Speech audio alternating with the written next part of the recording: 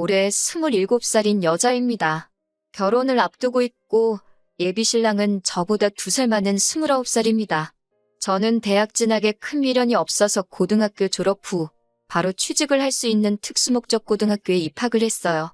원래는 곧바로 취업을 할 계획이었는데 담임선생님이 그럴 게 아니라 자기 친구가 교수로 있는 전문대가 있는데 거기에 한번 지원해보라고 권유하셔서 원서를 썼었네요. 그리고 2년간 전액장학금 지원받고 학교를 다녔고 취업도 졸업을 앞두기 전에 이미 결정되었습니다. 처음 잡힌 직장은 제가 원하던 곳과는 조금 거리가 먼 곳이었는데 2년 정도 일하면서 월급 착실하게 모으고 퇴근 후에는 학원 다니면서 공부를 더해서 관련 자격증 몇 개 정도 더 취득하면서 자기계발을 했습니다.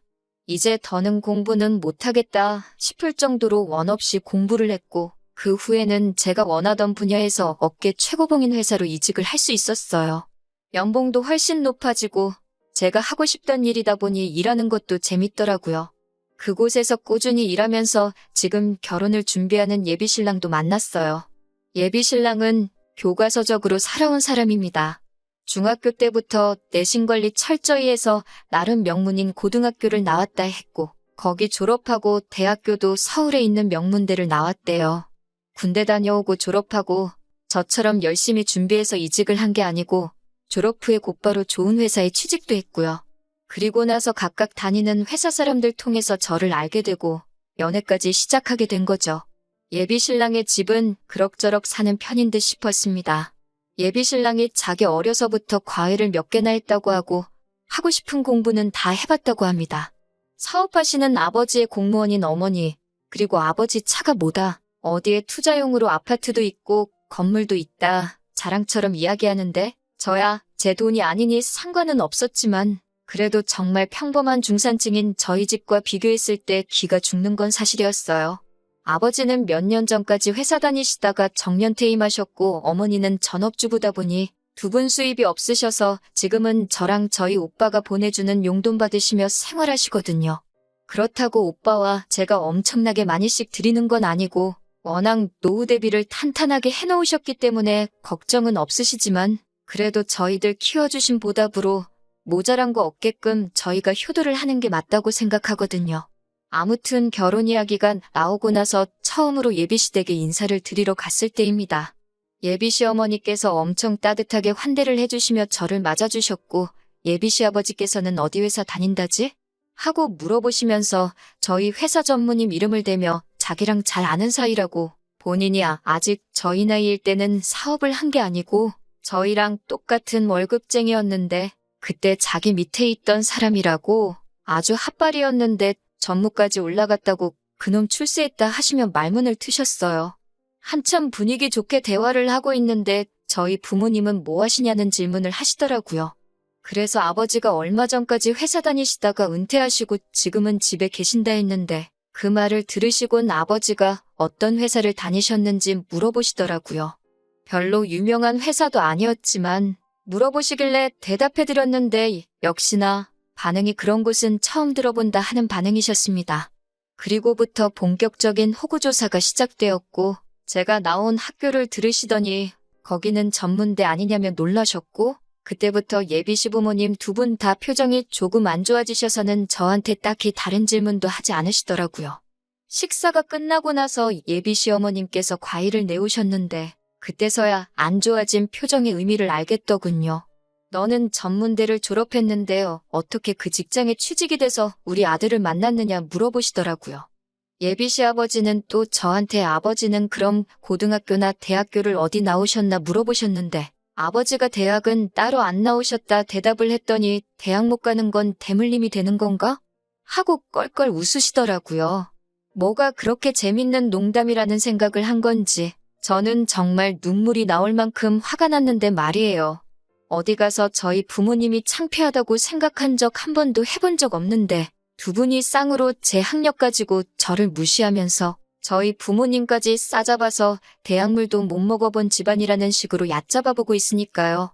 그런데 그런 예비시부모님의 태도보다도 그 옆에서 그 말을 듣고도 아무 말도 안 하는 예비신랑한테도 엄청 화가 나더라고요. 자기 부모님이 다른 사람도 아니고 자기와 결혼할 상대의 출신과 부모님까지 깎아내리기 바쁜데 아무리 부모님이라도 그렇지 그런 이야기는 그만하시라고 한마디도 못하는 모습을 보니까요. 마지막으로 저한테는 그래서 결혼하게 되면 얼마를 해올 거냐고 물어보시더라고요. 모아놓은 돈은 얼마나 되느냐, 우리 집안에 시집올 만큼은 되겠느냐 하시면서 위로 오빠가 있다고 했는데 오빠는 결혼을 했느냐, 오빠가 있으니 저희 집에서 지원은 오빠가 다 받지 않겠느냐 하시면서 말이죠. 말하려는 게 꼭 저희 아버지가 이름도 모르는 회사에서 정년을 맞았는데 결혼할 돈은 있느냐고 물어보는 것 같았습니다. 저희 부모님이 뭘 얼마나 모으셨는지는 정확히 모르지만 관심도 없어요. 저도 그렇고 오빠도 그렇고 부모님 지원 안 받고 결혼할 계획이었어요. 그리고 저 남들보다 빨리 사회생활 시작해서 남 부끄럽지 않게 공부도 열심히 했고 지금 다니는 회사에서 월급도 괜찮게 받으며 그동안 모아놓은 돈이 1억이 있거든요. 돈이 많다는 기준은 사람마다 다르겠지만 그 정도면 잘 모았다고 생각까지 하고요. 예비신랑 집에서 나오고 어디 가서 저녁이나 같이 먹자는 예비신랑 뒤로 하고 기분 나빠서 혼자 집으로 왔네요. 예비신랑과 결혼하기로 결심한 건 절대 그 사람 집안 보고 정한 거 아니거든요. 그냥 적당히 비슷한 직장 다니면서 이 사람이라면 평범하게 행복하게 살 수 있겠다 싶어서 정한 건데 저랑 둘만 있을 때는 저한테 엄청 잘하지만 가족들하고 있을 때는 저보다 가족이 먼저였다는 걸 이제야 처음 알았네요. 오래 만나서 정이 들기는 했는데 어떻게 해야 하는지 참 고민이에요. 제가 저런 말 듣고도 계속 결혼을 하려고 한다면 제가 정말 속도 없는 사람인 거겠죠? 헤어져야 하는 건지 아니면 결혼하고 시댁과는 거리를 두고 살자고 부탁을 해야 하는 건지 참 여러 가지 생각이 드는 밤이네요. 후기 보내드립니다. 얼마 전에 예비신랑 만나서 완전히 끝을 내고 왔습니다. 인사드리러 간 날 이후로 일부러 예비신랑 연락 다 무시하고 씹었어요. 그러다 못 참겠었는지 저희 회사까지 찾아와서 저를 기다리고 있더라고요. 회사 근처 조용한 식당에 가서 자리를 잡았어요. 예비신랑도 완전 눈치가 없는 모질이는 아니었는지 혹시 자기 부모님 만난 날에 오고 간 대화 때문에 자기 연락을 씹은 거냐며 묻더라고요. 저는 딱히 그게 맞는 말이다, 틀린 말이다 해명하지 않고 조용히 있었네요. 역시 그것 때문에 그런 거냐며 그런 거면 조금 실망이라고? 어른이 하신 얘긴데 벌써부터 그런 걸로 서운해하면 안 된다고 하는 거예요. 예비시부모님 대신에 예비신랑한테서 사과를 받고 싶은 마음도 없었지만 뻔뻔한 반응을 보니 욱하더라고요. 그냥 숟가락 내려놓고 나올까 하다가 저도 하고 싶은 말 참은 게 많으니 할 말은 해야겠다 싶어서 그냥 가만히 있었어요. 밥 먹으면서 별다른 이야기가 오고 가지 않았는데 예비신랑은 그게 답답했는지 어디 카페라도 가서 대화 좀 더 하다 가자고 하더라고요. 저녁 때라 그런지 사람도 많이 없었어요. 주변에 듣는 귀도 없는 것 같으니 저도 그때부터는 제가 느낀 감정을 그대로 이야기했어요. 결혼하고 싶지 않다고, 오빠 집에 시집가면 나는 평생 사람 대접 못 받을 것 같다고, 오빠네 어머니는 나를 예비며느리로 인정해주는 것도 아닌 것 같고, 쥐뿔도 없는 주제에 우리 아들 넘보는 가당치도 않은 여자로 보는 것 같다고, 그런 대우 받으면서 살고 싶지 않으니 결혼은 없던 일로 하자고요. 예비신랑은 제 말에 뭔가 뉘우치는 표정이 아니라 아주 일그러진 표정으로 저한테 씩씩대더라고요. 자리에서 벌떡 일어나더니 씩씩대면서 제 팔을 잡아 끌고 차에 태웠어요.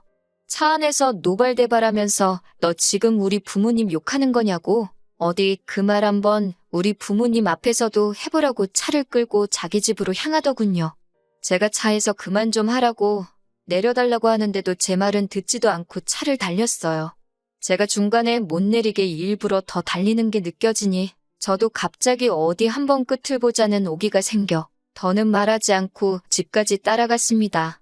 예비신랑이 현관문을 부서져라 쿵 닫으니 시부모님이 그 소리 듣고 놀라서 아들 무슨 일이냐 하고 나오시다가 저를 딱 보더니 또 정색하는 표정으로 바뀌더군요.